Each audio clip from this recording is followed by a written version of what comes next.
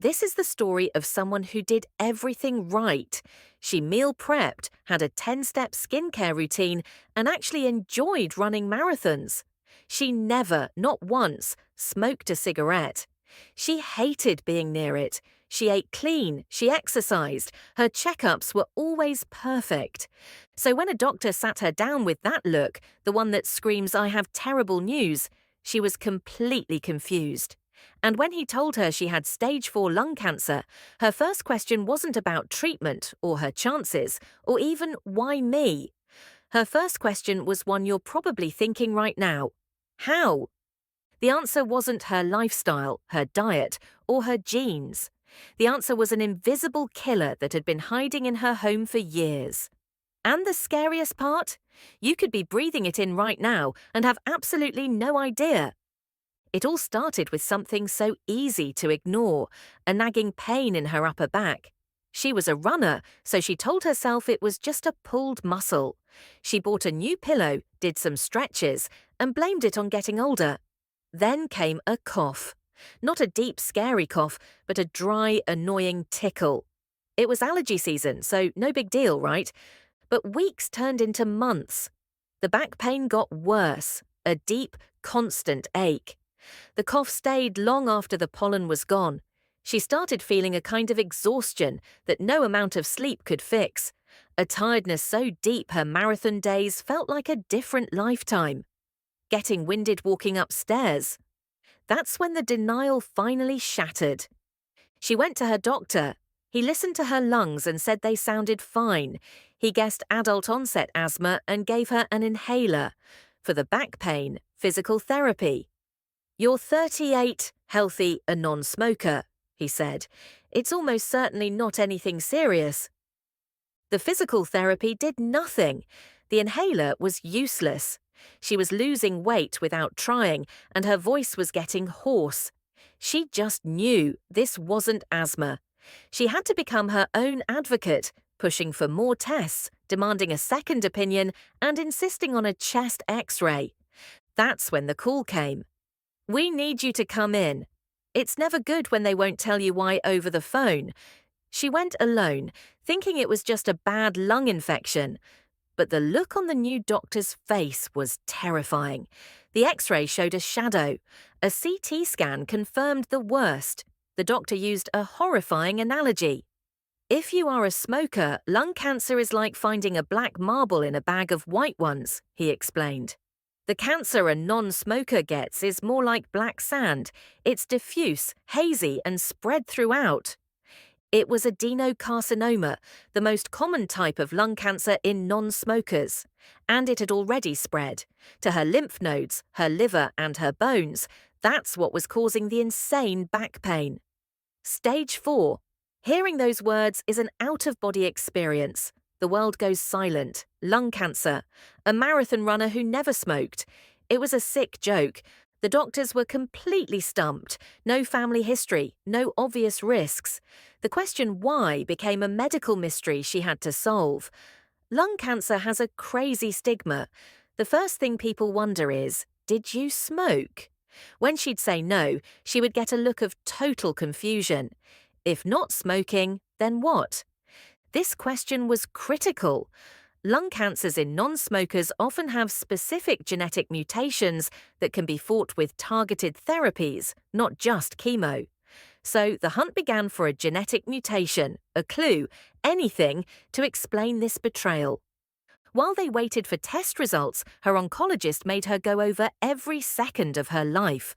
Any possible environmental exposure, work with chemicals, number live near a factory, number exposed to second-hand smoke. She avoided it at all costs. It made absolutely no sense.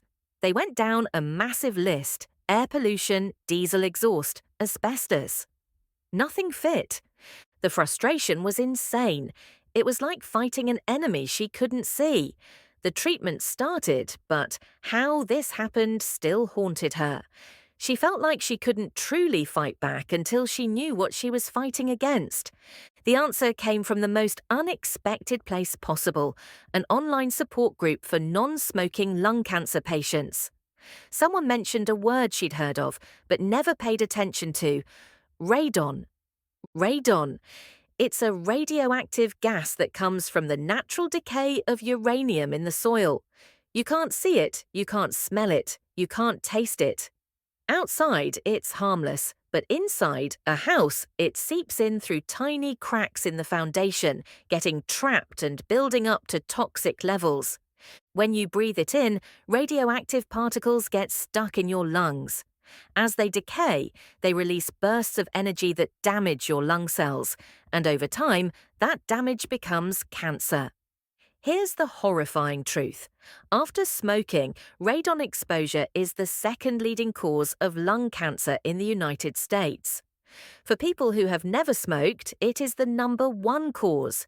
It's responsible for around 21,000 lung cancer deaths every single year in the US alone.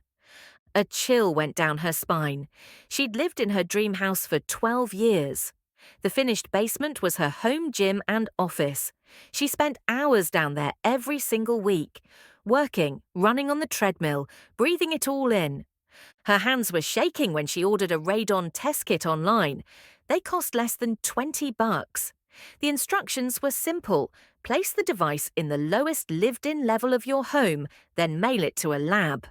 The wait was torture. The results came back in an email. Her heart was pounding out of her chest. The EPA recommends fixing your home if the radon level is 4 picocuries per litre, or PCI per litre, or higher.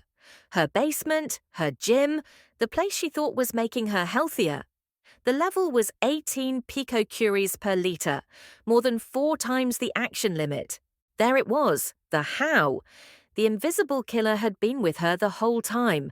The backache, the cough. It was all caused by the very ground her house was built on. The shock was immediately followed by an unbelievable anger. Angry that something so common was so unknown.